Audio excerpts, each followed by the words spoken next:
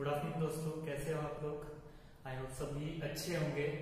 पिछली बार हमने जो पिछले लेक्चर में हमने देखा था कि डायमेंशनल एनालिसिस से हम जो है कोई भी इक्वेशन की करेक्टनेस कैसे हम देखते हैं। तो हमने सब डिराइव किया था, उसमें सबके डायमेंशंस निकाले थे, एलएचएस के डायमेंशंस निकाले थे और आरएचएस के डायमेंशंस निकाले थे। तो इसी तरह हमने जो है एलएचएस और आरएचएस के जो डायमेंशंस है वो दोनों सेम थे। तो इसीलिए हमने जो है कंसिडर किया था कि ये जो इक्वेशन है वो क्या है, डायमेंशनली करेक्ट इक्वेशन है। तो वैसे हम उसको आगे बढ़ाते हुए हमारा जो है डायमेंशन एनालिसिस का नेक्स्ट जो है एप्लीकेशन देखेंगे। इसके यूजेस जो है 3 यूजेस है। फर्स्ट यूज हमने इससे पहले वाले लेक्चर में कवर अप किया था। हमारा जो नेक्स्ट यूज आ रहा है वो इस लेक्चर में हम जो है कवर अप करेंगे। तो ये वाला जो यूज है इसमें है to establish relationship between related physical quantities. तो यहाँ पे जो है हम क्या करेंगे, दो फिजिकल क्वांटिटीज है उसमें जो है हम रिलेशन फॉर्म करेंगे with the help of dimensional analysis. यहाँ पे इसका मतलब सीधे से इसका मतलब ये है कि हम जो है कोई भी फॉर्मूला जो रहता है उससे हम जो है डिराइव करेंगे with the help of dimensional analysis. तो ऐसे हम बहुत सारे फॉर्मूले जो है वो डिराइव कर सकते हैं डायमेंशनल एनालिसिस की हेल्प से। तो हम जो है सबसे पहले एक एग्जांपल लेंगे। इसके ज्यादा एग्जांपल आपकी बुक्स में दिए हुए नहीं है, बट हम जो है एक एग्जांपल है, ज्यादा सिंपल ही है, ज्यादा हार्ड नहीं है, हम जो है इसको कवर अप करेंगे। तो एग्जांपल नंबर 1 एक ही एग्जांपल है, और भी एग्जांपल मैं दूसरी बुक्स में से निकाल के आपको जो है बता दूंगा। हमारे जो डाउट क्लियरिंग सेशन है उसमें मैं कवर अप करा दूंगा। हमारा ये वाला एग्जाम्पल देखते हैं जो कि हमारी बुक में भी देके रखा है। एग्जाम्पल नंबर 1 बोला क्या गया है, time period of oscillations of a simple pendulum. अब इसमें कुछ चीजें हैं जो हमने अभी तक पढ़ी नहीं है, क्योंकि ये एकदम स्टार्टिंग पार्ट है और ये सब चीजें जो है वो आपके आगे वाले टॉपिक्स में कवर अप होगी। तो इसलिए आपको ये सब पता नहीं होगा कि टाइम पीरियड क्या होता है, ऑक्सिलेशंस क्या होते हैं और सिंपल पेंडुलम क्या होता है। तो आप सबको पता होगा, आपकी जो घड़ी है उसमें एक पेंडुलम लगा रहता है। सभी घड़ी में नहीं लगा रहता, पर जो पेंडुलम वाली घड़ी है उसमें इस तरीके से, ये अगर एक घड़ी है तो इसमें ऐसा एक पेंडुलम जो है वो लगा रहता है। अभी टाइम जैसे जैसे होता है तो ये पेंडुलम जो है वो ऑक्सिलेट करता है। तो यहाँ पे जो पेंडुलम है ये सिंपल पेंडुलम नहीं है, ये कंपाउंड पेंडुलम रहता है। बट सिंपल पेंडुलम आप कैसा बोल सकते हो कि आपने क्या किया, एक आपके पास में एक स्टोन है, इसको आपने स्ट्रिंग से बांध दिया और इसको आपने एक कोई दीवार है या फिर कोई सी भी रॉड है उससे आपने क्या कर दिया, इसको इस स्ट्रिंग को, मतलब एक धागा है, थ्रेड जो आपकी होती है नॉर्मल थ्रेड, और ये थ्रेड जो रहेगी आप कैसी रहेगी, मासलेस थ्रेड रहेगी। मासलेस थ्रेड मतलब इसका जो मास रहेगा बहुत नेग्लिजिबल रहेगा। तो आप इतनी बड़ी लेंथ का एक थ्रेड ले रहे हो, उसको एक स्टोन से क्या कर रहे हो, बांध दे रहे हो, और फिर आप इसको क्या कर दे रहे हो, मतलब थोड़ा सा इसको फोर्स दे रहे हो। तो ये क्या होगा, ऑक्सीडेट करने स्टार्ट कर देगा। अभी ये जो है ये सिस्टम क्या बन जाएगा, एक सिंपल पेंडुलम, क्योंकि ये क्या कर रहा है, ऑक्सीलेट कर रहा है। ऑक्सीलेट कर रहा है मतलब टू एंड फ्रो मोशन को ऑक्सीलेशन बोलते हैं। मतलब ये पहले यहां से यहां जाएगा, फिर यहां से यहां आएगा, यहां से यहां जाएगा, यहां से यहां जाएगा। तो ये जो है आपका मोशन कौन सा हो गया, ऑक्सीलेटरी मोशन हो गया। तो ये जो है हम आगे के हमारे जो टॉपिक्स है सिंपल हार्मोनिक मोशन उसमें हम कवर अप करेंगे, बट इसका थोड़ा सा स्मॉल इंट्रोडक्शन था। तो आप सबको समझ में आ गया होगा कि सिंपल पेंडुलम क्या होता है और उसके बाद में ऑक्सीलेशंस क्या होते हैं, ये दो वर्ड भी नहीं। अब इसके बाद में सिंपल पेंडुलम को समझ में आ गया। अभी यहाँ पे क्या हो रहा है, क्वेश्चन, एक्चुअल क्वेश्चन पे हम जो है अब आते हैं। आई होप ये चीज आपको समझ में आ गई होगी।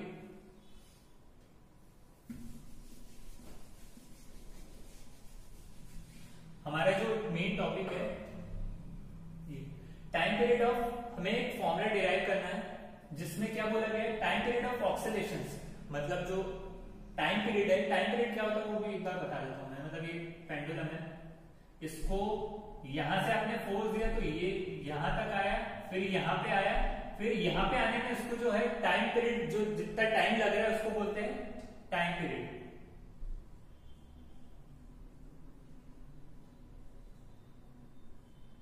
यहां से ये इसकी मीन पोजीशन है। मतलब मीन पोजीशन क्या होगा, जब ये रेस्ट पे रहेगा, रेस्ट पे से आपने इसको मोशन में दिया, मतलब आपने इसको ऐसे पकड़ा और यहां से छोड़ दिया, तो ये यहां पे आएगा, यहां से फिर यहां पे जो आएगा पोजीशन, मतलब ये ऐसा आया, फिर उसके बाद में वापस से ये इस तरीके से आया, इस पोजीशन पे जो रहेगा, इसको जितना टाइम लगेगा उसको हम क्या बोलेंगे, टाइम पीरियड। तो ये जो टाइम पीरियड जो है हमें इसका निकालना है, और इसमें जो बोला गया है कुछ कंडीशंस देके रखी है आगे। तो आई होप सबको टाइम पीरियड समझ में आ गया होगा। एक्चुअली ये सारी चीजें जो है वो हमारे आगे के टॉपिक्स में है, सिंपल हार्मोनिक मोशंस। तो अभी ये एकदम पूरा हम ब्रीफ में नहीं दे रहा हूं मैं, बट हाँ जब हम ये टॉपिक पढ़ेंगे जब फिजिक्स में आगे के यूनिट्स में, तो हम जो है इसको ब्रीफली पढ़ेंगे। यहाँ पे अब टाइम पीरियड ऑफ ऑक्सीलेशंस, जो टाइम पीरियड है ऑक्सीलेशंस का, मतलब एक ऑक्सीलेशन का यहां से यहाँ पे जो एक पेंडुलम है, ये यहां से आया, यहां से यहाँ पे गया और फिर यहाँ वापस यहाँ पे आया। तो ये जो पोजीशन पे आने के लिए इसको जितना टाइम लग रहा है एक ऑक्सीलेशन करने में, वो आपका क्या रहेगा, time period. Time period normal time ही रहता है, बट ये एक ऑक्सीलेशन के बीच में जो है कितना टाइम लग रहा है उसको, वो रहता है। अब यहाँ पे oscillations of simple pendulum depends on क्या है, length and acceleration due to gravity. अब डिराइव द रिलेशन, यहाँ पे हमको बोला गया है कि जो टाइम पीरियड है ऑक्सीलेशंस का वो किसके ऊपर डिपेंड कर रहा है, लेंथ पे डिपेंड कर रहा है और एक्सेलरेशन ड्यू टू ग्रेविटी पे डिपेंड कर रहा है। एक्सेलरेशन ड्यू टू ग्रेविटी क्या होता है, जैसे आपकी अर्थ है इस तरीके से, अभी आप यहाँ पे खड़े हो, आपने कोई भी ऑब्जेक्ट जो है वो यहाँ से उछाला, अगर आपने इसको फेंका ऊपर, तो ये क्या होगा, यहाँ पे जाएगा, कुछ हाइट तक जाएगा, पर ये वापस से क्या होगा, अर्थ की ग्रेविटी की वजह से क्या होगा, नीचे की तरफ आएगा। ये ऑब्जेक्ट जो है ये नीचे की तरफ आएगा इस तरीके से। अब ये जो नीचे की तरफ आएगा ऑब्जेक्ट, तो ये इसकी वजह से क्या होगा यहाँ पे, अब नीचे क्यों आएगा, क्योंकि यहाँ पे क्या है, अर्थ की ग्रेविटेशनल फील्ड उसको क्या कर रही है, अट्रैक्ट कर रही है। अट्रैक्ट कर रही है, तो इसमें क्या होगा, इस ऑब्जेक्ट में एक्सेलरेशन प्रोड्यूस हो रहा है, जो कि क्या रहता है, जी।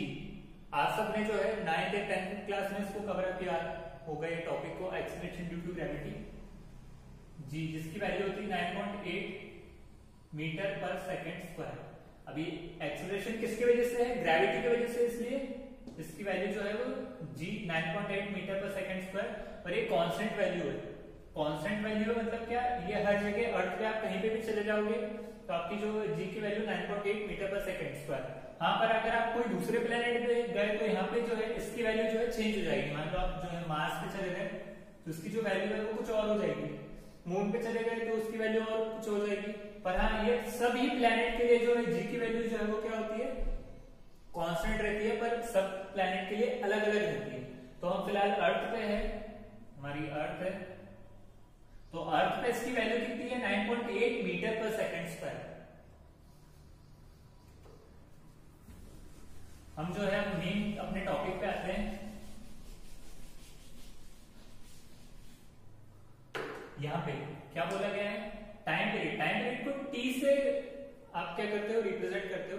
टाइम पीरियड नॉर्मल एक छोटा टी रहता है, पर ये जो टाइम पीरियड रहता है इसको हम टी से क्या करते हैं, रिप्रेजेंट करते हैं। तो ये वाला टी नहीं लेंगे हम, कौन सा टी लेंगे, कैपिटल टी। तो टाइम पीरियड जो है वो क्या बोला गया है यहाँ पे, time period of oscillations of simple pendulum depends on length.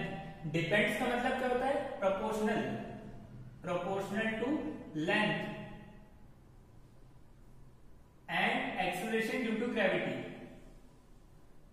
Time period of simple pendulum depends on length and acceleration due to gravity. जैसे आपने पढ़ा होगा यूनिवर्सल ग्रेविटेशनल कांस्टेंट जो रहता है आपका फोर्स, वो क्या रहता है, F is directly proportional to m1 m2 upon r square. तो ये क्या हो रहा है, डायरेक्टली प्रोपोर्शनल है, प्रोपोर्शनल है। ये प्रोपोर्शनल का मतलब क्या हो रहा है, फोर्स इन चीजों पे क्या कर रहा है, डिपेंड कर रहा है। यहाँ पे क्या है, इस चीज पे डिपेंड कर रहा है। वैसे यहाँ पे जो टाइम पीरियड है वो किन चीज पे डिपेंड कर रहा है, लेंथ पे और ग्रेविटी पे, एक्सेलरेशन ड्यू टू ग्रेविटी। तो यहाँ पे ये क्या कर रहा है, इस पे डिपेंड कर रहा है। अब यहाँ पे जो है आता है आपका, ये इस पे डिपेंड कर रहा है, पर हमें एग्जैक्ट फॉर्मूला नहीं पता, हमें क्या करना है, इसको डिराइव करना है। तो यहाँ पे हम जो है L की जो पावर है उसको हम क्या लेंगे, A, और G की पावर हम जो लेंगे वो B लेंगे। यहाँ पे T is directly proportional to L raise to the power A and G raise to the power B। यहाँ पे ए बी जो रहेंगे क्या है, आर्बिट्री कांस्टेंट है जिसकी वैल्यू हम जो है फाइंड आउट करेंगे। अभी यहाँ पे ये आप ये चीज समझ में आ गई होगी कि जो यहाँ पे जो रिलेशन मिल रहा है आपको वो क्या है, ये क्वेश्चन के हिसाब से direct is relation time period, और टाइम पीरियड का जो रिलेशन है वो किससे है, length and acceleration due to gravity.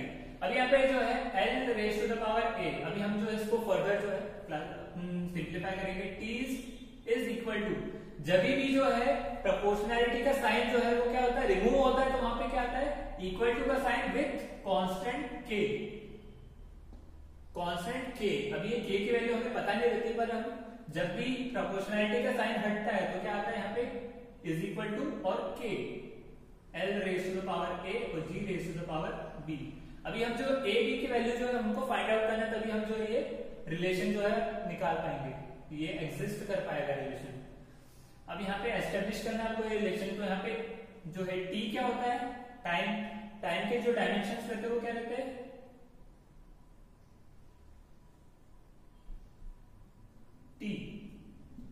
T रहते हैं ना, तो यहाँ पे टाइम जो है वो टी हो गया, L0 और टी, और के जो है ये कांस्टेंट है, तो कांस्टेंट के कोई डायमेंशंस नहीं होते हैं, तो इसे हम जो है ऐसे लेंगे। अब इसके बाद में L जो है वो क्या आपका लेंथ है, लेंथ के डायमेंशन क्या होते हैं, L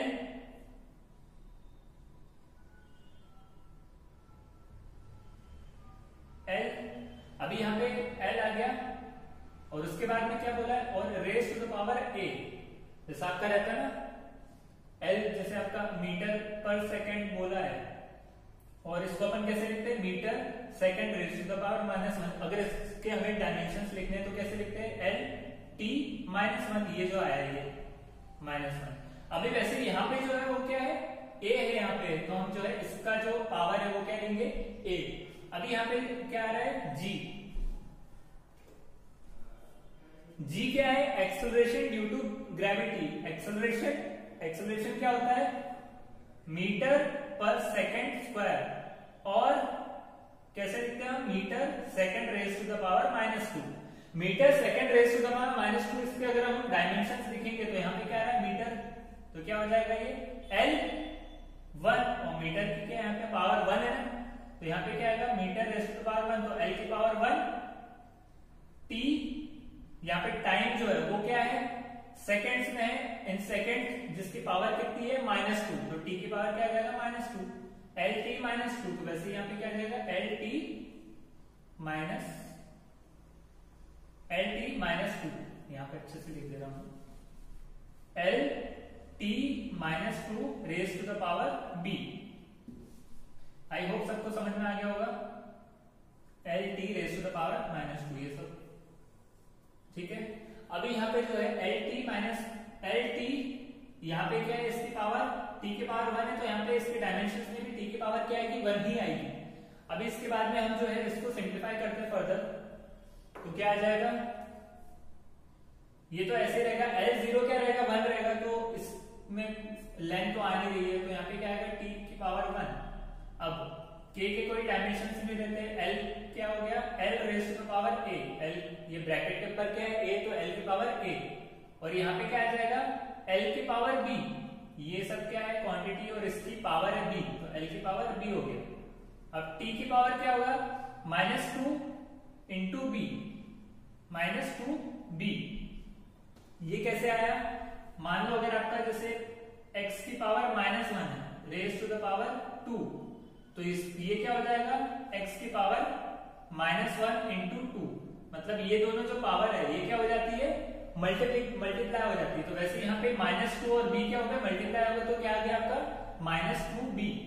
अब यहाँ पे l की पावर a, l की पावर b, और l की पावर t की पावर -2b, तो t के l की पावर यहाँ पे a है और l की पावर b है। यहाँ पे क्या है, बेस आपका क्या है, सेम है, l और l, तो यहाँ पे क्या हो जाएगी, पावर क्या हो जाएगी, एडअप होगी। तो एडअप होने के बाद में क्या आ जाएगा, l raise to the power a plus b, और t की पावर क्या आ जाएगा, -2b, क्योंकि यहाँ पे t का कोई और कॉम्पोनेंट नहीं है, तो यहाँ पे क्या आ गया, t raise to the power 1 is equal to k, l raise to the power a plus b, और t raise to the power -2b। अब इसके बाद में आता है आपको इतना जो है समझ में आ गया होगा। हमने क्या किया, जो क्वेश्चन है उसके हिसाब से क्या है, टी क्या पे डिपेंड कर रहा है, एल और जी पे। अब यहाँ पे एल और जी की पावर्स क्या आएगी वो हमने क्या ले ली, ए और बी। ये क्या है, ए है और ये है बी, तो ये ए बी ले ली। उसके बाद में T is equal to, proportionality sign हटा तो यहाँ पे क्या आया, इक्वल टू का sign plus K into L raise to the power A और G raise to the power B. उसके बाद में L T minus L T one, मतलब ये क्या है, टाइम है, टाइम पीरियड मतलब क्या है, टाइम है, तो टी की पावर 1 और K L raise to the power A L T raise to the power minus 2 raise to the power B. तो ये क्या हो जाएगा कि हमने इसको क्या किया, पावर को अंदर मल्टीप्लाई कर दिया यहाँ पे, तो ये L raise to the power A L raise to the power B और T raise to the power minus 2 B. अब इसके बाद में आता है आपका ये, यहाँ पे क्या किया, दोनों बेस सेम है तो यहाँ पे क्या हो जाएगी, पावर एड अप हो जाएगी और T raise to the power minus 2 B है, ये ऐसे के ऐसे रहेगा। अब इसके बाद में हम क्या करेंगे, यहाँ पे इसको देखेंगे, हम कंपेयर करेंगे, क्योंकि डायमेंशंस क्या होने चाहिए दोनों के, दोनों इक्वेशन के, मतलब इक्वेशन में यहाँ के भी और यहाँ के भी दोनों के डायमेंशंस क्या होने चाहिए, सेम होने चाहिए। अपन ने पिछले इससे पहले वाला जो लेक्चर में हमने देखा था कि डायमेंशनली करेक्ट होना चाहिए। डायमेंशनली करेक्ट होना चाहिए मतलब इक्वल टू के दोनों साइड में क्या होना चाहिए, डायमेंशन सेम होने चाहिए। मतलब यहाँ पे टाइम आ रहा है तो यहाँ पे भी टाइम क्या आना चाहिए, यहाँ पे भी किसके डायमेंशन आने चाहिए, टाइम के डायमेंशन आने चाहिए, तभी क्या होगा, ये डायमेंशनली करेक्ट। अभी यहाँ पे देखो टी की पावर 1 है और टी की पावर माइनस 2 भी है, तो यहाँ पे क्या करें, हम कंपेयर करेंगे, ऑन कंपेयर।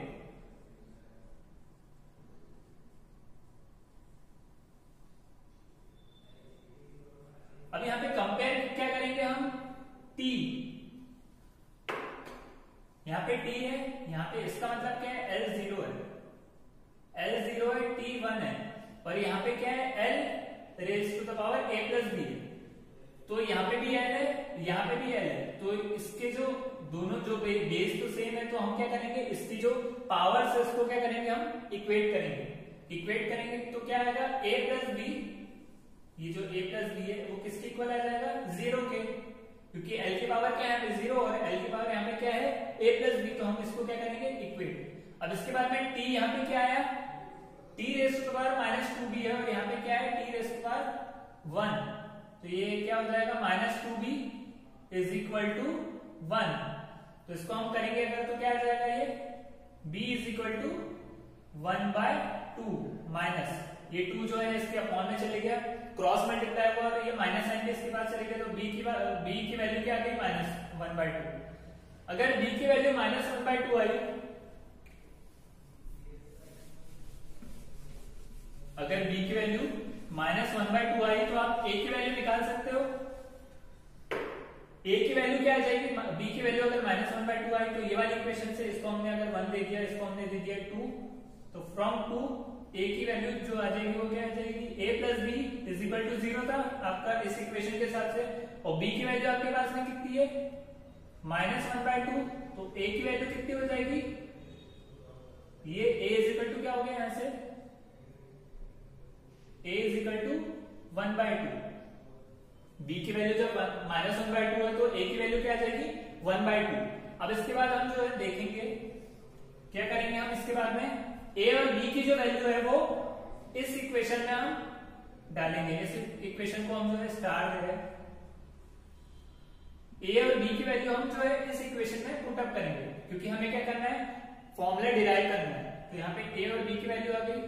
अब हमने जैसे इसमें जो है डाली वैल्यू, तो क्या आ जाएगा आपका, t is equal to k, l की पावर a है तो क्या आ जाएगा 1/2, और g की पावर क्या है, एक्सेलरेशन ड्यू टू ग्रेविटी की पावर -1/2, ठीक है।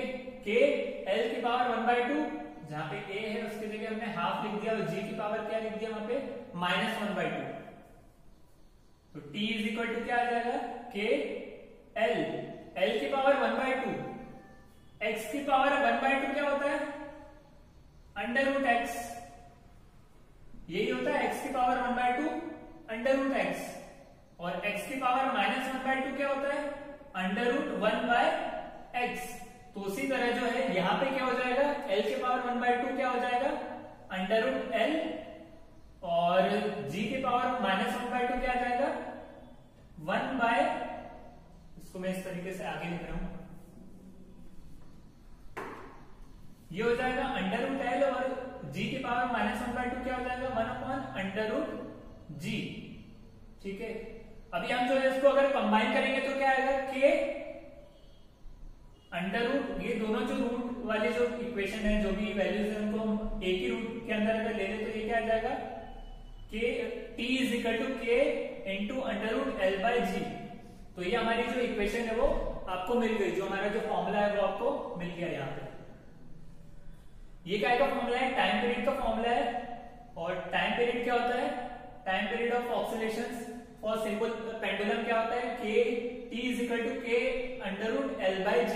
अब यहाँ पे l क्या है आपका लेंथ है, किसकी लेंथ है, यहाँ पे जो पेंडुलम है इसमें जो स्प्रिंग है ये क्या आपका l है, और यहाँ पे g क्या है, एक्सीलरेशन ड्यू टू ग्रेविटी, जो इसको क्या कर रही है अट्रैक्ट कर रही है। जो यहाँ पे एक स्प्रिंग से, ये अगर एक रॉड से बंधा हुआ है, अगर यहाँ पे तो ये जो पेंडुलम है इसके पास में क्या है मास है, तो ये मास क्या करेगा, ये मास है तो क्या होगा, यहाँ पे जो अर्थ की ग्रेविटी जो है उसको क्या करेगी अट्रैक्ट करेगी, तो ये जो नीचे इसको जो एक्सीलरेशन प्रोड्यूस होगा वो क्या रहेगा g, acceleration due to gravity.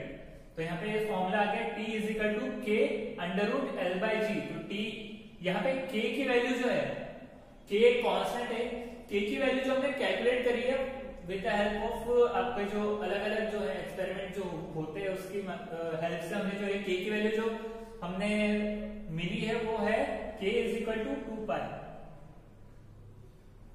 k is equal to 2π। तो t इज इक्वल टू क्या आ जाएगा 2π √l/g। ये क्या हो गया इसका फॉर्मूला। ठीक है, तो फाइनली हमने जो है डायमेंशनल एनालिसिस से टाइम पीरियड का फॉर्मूला जो है वो डिराइव कर लिया। डिराइव कर लिया मतलब यहाँ पे टाइम पीरियड का रिलेशन निकाल लिया इन टर्म्स ऑफ l और g। इसी तरीके से हम जो है बहुत सारे अलग अलग फॉर्मुलेस भी क्या कर सकते हैं, डिराइव कर सकते हैं। आप न्यूटन का जो फॉर्मूला है यूनिवर्सल ग्रेविटेशनल लॉ जो है उसका जो फॉर्मूला है F is equal to G m1 m2 upon r², ये वाला फॉर्मूला भी आप जो है डायमेंशनल एनालिसिस की हेल्प से आप डिराइव कर सकते हैं। और भी फॉर्मूले जो है जैसे आपका अपन ने इससे पहले वाले जो इसमें देखा था v is equal to u plus AT वाला भी जो वो वाली जो भी जो इक्वेशन है उसको भी हम जो है डायमेंशनल एनालिसिस से डिराइव कर सकते हैं। और भी हमारे नेक्स्ट हम जो है फ्लूइड डायनेमिक्स में पढ़ेंगे, तो वहां पे भी जो विस्कोसिटी का फॉर्मूला है वहां पे वो भी हम जो है हम उसको ही उससे ही हम जो है डिराइव करेंगे यहाँ पे। तो आई होप सबको ये चीज समझ में आ गई होगी। हमने क्या किया, सबसे पहले डायमेंशनल एनालिसिस हमने जो पिछली बार देखा था उसको ही आगे बढ़ाते हुए हमने जो इसका नेक्स्ट एप्लीकेशन देखा है। तो इसमें क्या है, टाइम पीरियड ऑफ ऑक्सीलेशन आपको निकालने हैं। किसके निकालने हैं, सिंपल पेंडुलम के, और जो किस पे डिपेंड कर रहा है, लेंथ टाइप की। यहाँ पे जो है स्ट्रिंग की ये रॉड है, इससे मैंने स्ट्रिंग बांध दी, मतलब एक धागा बांध दिया जिसकी लेंथ l है, और काय पे डिपेंड कर रहा है, एक्सीलरेशन ड्यू टू ग्रेविटी जो इसको अट्रैक्ट कर रही है। मतलब यहाँ पे क्या हो रहा है, जो इसमें एक्सीलरेशन प्रोड्यूस हो रहा है, length and acceleration due to gravity g।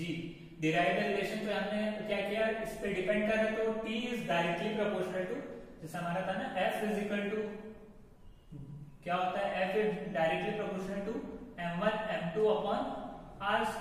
मतलब क्या हो रहा है, f जो है डिपेंड कर रहा है m1 m2 मतलब दो बॉडी के मास से, और यहाँ पे उनके बीच के डिस्टेंस से उसका स्क्वायर। तो वैसे यहाँ पे t जो टाइप पे डिपेंड कर रहा है l raise to power a और g raise to power b। तो उसके बाद में जैसे ही प्रोपोर्शनलिटी साइन हटा तो यहाँ पे क्या आ गया, k l raise to power a और g raise to power b। अब यहाँ पे a और b हमने क्यों लिया, क्योंकि यहाँ पे a और b हमको डिराइव करना है। a b की हमको जो वैल्यू मिलेगी तभी हम जो है फॉर्मूला डिराइव कर सकते हैं। यहाँ पे k l a और g raise to power b, इसको हमने स्टार दे दिया इक्वेशन को।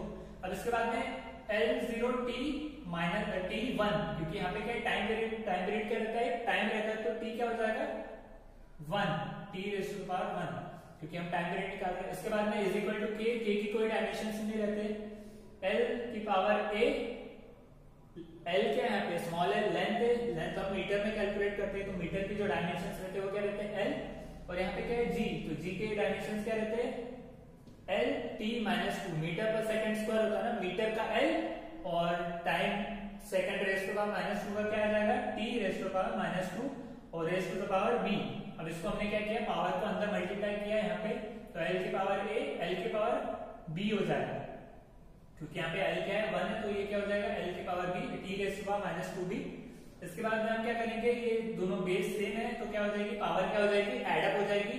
उसके बाद में T raise to power minus 2 B, क्योंकि इसके बाद में टी का जो है कोई दूसरा कंपोनेंट नहीं आ रहा है, तो टी एक ही रहेगा सिंगल यहाँ पे। फिर उसके बाद में क्या करेंगे, हम कंपेयर करेंगे किसको, इसके जो क्या है पावर्स है, आरएचएस की जो पावर है और एलएचएस की जो पावर्स है एल और टी के, उसको क्या करेंगे हम कंपेयर करेंगे, तो हमको क्या मिलेगा 0 किसके इक्वल रहेगा a प्लस बी के इक्वल, क्योंकि यहाँ पे l की पावर क्या है 0 और l की यहाँ पे क्या है पावर a प्लस बी, ठीक है a plus B is equal to 0, और यहाँ पे क्या आ जाएगा t raise to power minus 2b, तो माइनस 2b किसके इक्वल हो जाएगा t की पावर 1 के।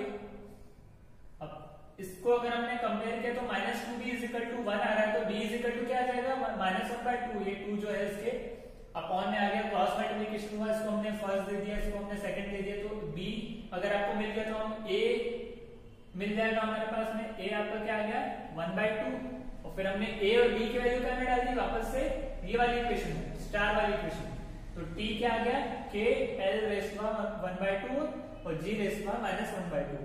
तो उसके बाद में t k और t l, जब l जो है l रेज़ टू पावर 1/2 क्या हो जाएगा अंडर रूट l, क्योंकि x raise to the power 1/2 क्या होता है अंडर रूट x और x raise to power minus 1/2 क्या होता है 1/√x। तो उसी तरीके से हम जो है इसको इस तरीके से क्या कर सकते हैं लिख सकते हैं। इसके बाद में हमने जो है k की वैल्यू जो है वो एक्सपेरिमेंटली हमको पता है क्या होती है 2 पाई होती है, तो यहाँ पे जो है k की वैल्यू हमने 2 पाई डाल दी, तो क्या आ गया formula t is equal to 2 pi under root l by G, ठीक है। तो इस तरीके से हमने जो है आज सीखा कि हम जो है डायमेंशनल एनालिसिस की हेल्प से कोई भी फॉर्मूला फिजिकल फॉर्मूला जो है कैसे डिराइव कर सकते हैं, ठीक है। ये हमारा जो टॉपिक था आज का, बहुत सिंपल सा टॉपिक है। इसके बाद जो है हम नेक्स्ट जो डाउट क्लियरिंग सेशन जो है उसमें हम जो और एग्जांपल्स के ले सकते हैं। आपको अगर कुछ समझ में नहीं आया तो आप वहां पे हमें पूछ सकते हो। तो आई होप सबको आज का जो टॉपिक है वो अच्छे से समझ में आ गया होगा। डायमेंशनल एनालिसिस की हेल्प से हम जो है कोई भी फॉर्मूला कैसे डिराइव करते हैं। इसके बाद में एक और एक एप्लीकेशन है, लास्ट एप्लीकेशन, उसके बाद में हमारा डायमेंशनल एनालिसिस का टॉपिक खत्म हो जाएगा। उसके बाद में लिमिटेशंस आएंगे कुछ, तो लिमिटेशंस और एक जो यूज है वो हम एक ही लेक्चर में कवर अप कर देंगे। तो टिल देन आप जो है ये एग्जांपल जो है इसको देखिए। तो उसके बाद में कुछ मैं एग्जांपल जो है दूसरी बुक से एनसीईआरटी या फिर दूसरी बुक से मैं लेके आऊंगा, तो हम जो है देख लेंगे। Okay, thank you. देन यहाँ पे जो है आपको आज का टॉपिक समझ में आया होगा, तो ठीक है, आप घर पे मेहनत कीजिए और इसको एक बार डिराइव करने की कोशिश कीजिए, आपको जरूर आ जाएगा। और समझ में नहीं आ रहा है तो आप जो है पूछ सकते हैं। So till then thank you.